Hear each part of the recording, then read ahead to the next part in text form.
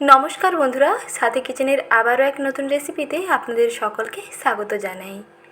এখন কম দামে প্রচুর পরিমাণে টমেটো বাজারে পাওয়া যাচ্ছে, তাই কম দামে বেশি করে টমেটো কিনে নিয়ে এসে যদি এইরকম জ্যাম তৈরি করে নেওয়া যায় বা জেলি তৈরি করে নেওয়া যায় তাহলে আর কোনো কথাই হবে না। এইভাবে কম খরচে ঘরেই তৈরি করে ফেলতে পারেন পারফেক্ট জেলি, আর একবার বানিয়ে আপনারা 6 মাস থেকে সারা বছর ধরে সংরক্ষণ করে রাখতে পারবেন। নর্মাল ফ্রিজেই রেখে দেবেন, যতক্ষণ না শেষ হয় ততদিন পর্যন্ত খেতে পারবেন।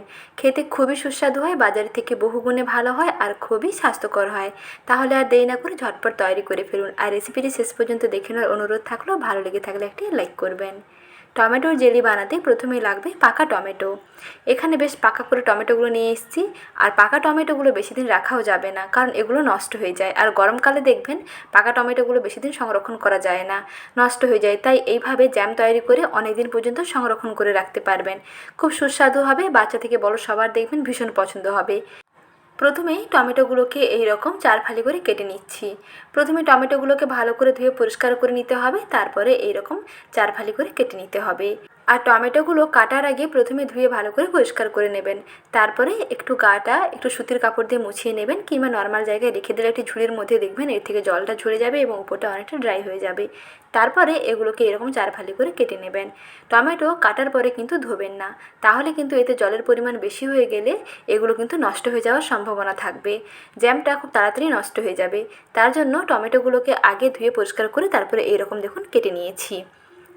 গা থেকে জলটা শুকিয়ে নিয়ে তারপরে এরকম টমেটোগুলোকে কেটে নিয়েছি। এখন এই টমেটোগুলোকে একটি প্রেসার কুকারে নিয়ে নিচ্ছি। আমি যেমনভাবে বানাচ্ছি এইভাবে এই প্রসেসেই বানিয়ে ফেলুন, আপনারা অনেক দিন পর্যন্ত সংরক্ষণ করে রাখতে পারবেন। খুবই সুস্বাদু টমেটো জ্যাম কিংবা টমেটো জেলি বাড়িতেই তৈরি করে ফেলতে পারেন কম খরচে আর খুব সহজে।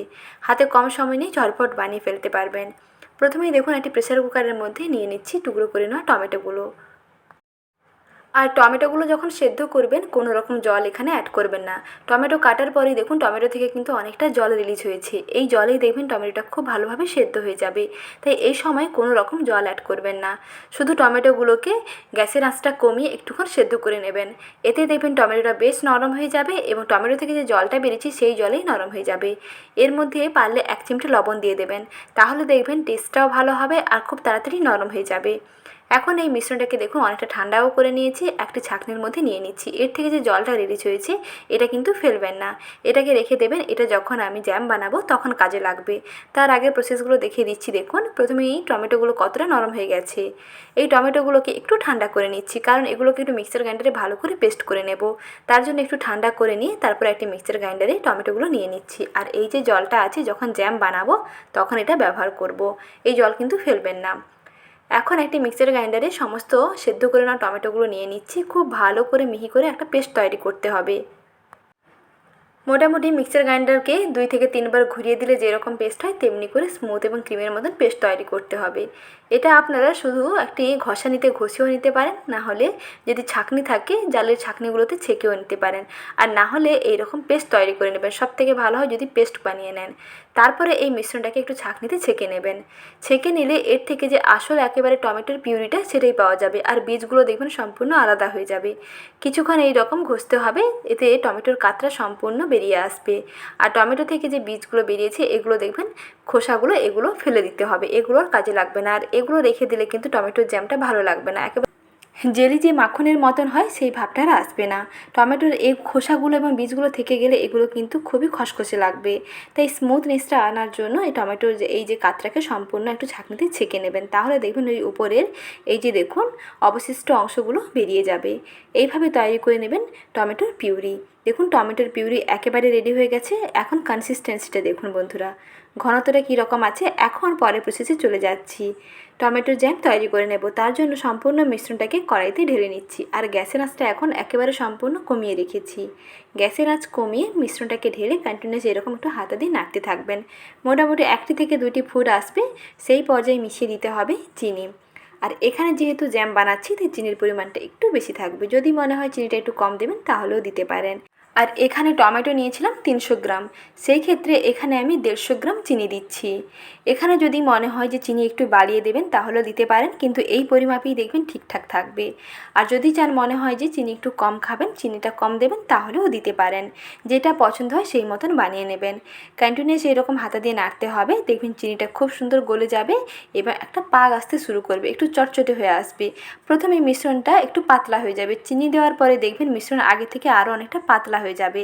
যেহেতু চিনিটা খুব সুন্দর গলে গেছে এবং টমেটোর সঙ্গে চিনিটা ভালোভাবে মিশে গেছে, আর সেই জন্য এখানে দেখুন মিশ্রণটা একটু পাতলা হয়ে গেছে।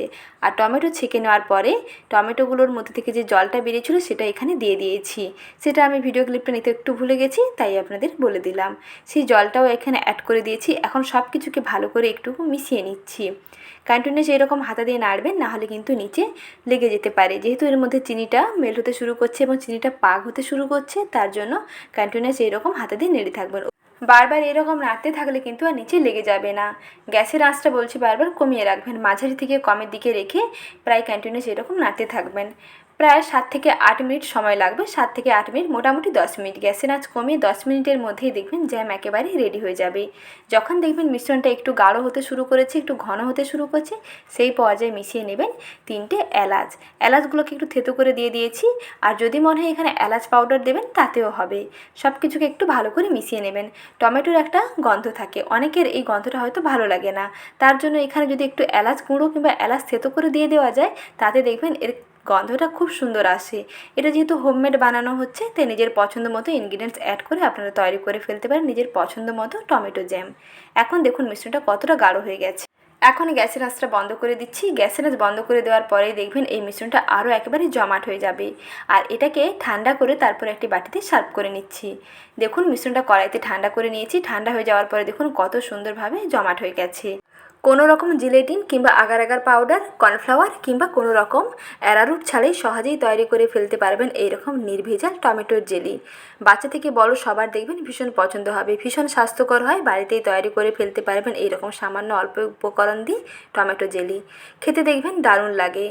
এটা আপনারা সারা মাস থেকে সারা বছর অনেক দিন পর্যন্ত সংরক্ষণ করে রাখতে পারবেন, যতদিন না শেষ হয় ততদিনই খেতে পারবেন। আর বাড়িতেই যদি এইভাবে তৈরি করে নেওয়া যায় তাহলে দেখবেন এর টেস্ট আরও বেশি দুর্দান্ত হয়। প্রথমে মিশ্রণটাকে একটু ভালো করে ঠান্ডা করে নেবেন। ঠান্ডা করে তারপর একটি এরকম কাঁচের বয়াম নিয়েছি, কাঁচের বয়ামের মধ্যে ভরে রেখে দেবো। আর কাঁচের বয়াম আগে থেকে ধুয়ে ভালো করে পরিষ্কার করে নিয়ে সুতির কাপড় দিয়ে ভেতরটা মুছে নেবেন। তারপর একটু রোদের মধ্যে প্রায় 2 থেকে 3 মিনিট রেখে দেবেন, দেখবেন ভেতরটা খুব সুন্দর শুকনো হয়ে যাবে। তখন এই ঠান্ডা করে নেওয়া জ্যামকে কাঁচের বয়ামের মধ্যে ভরে নেবেন। তারপরে বয়ামের মুখটা খুব ভালো করে ঢাকনাটা আটকে দিয়ে আপনারা নর্মাল ফ্রিজের মধ্যেই সংরক্ষণ করে রাখতে পারবেন। যতদিন না শেষ হয় ততদিন পর্যন্ত খেতে পারবেন। আমি অল্প একটু জ্যাম নিয়ে দেখিয়ে দিচ্ছি জ্যামটা কতটা সুন্দর পারফেক্টলি চটচটে হয়েছে। দেখুন কোনো রকম জিলেটিন ছাড়া এইরকম জ্যাম বাড়িতেই তৈরি করে নেওয়া যাবে।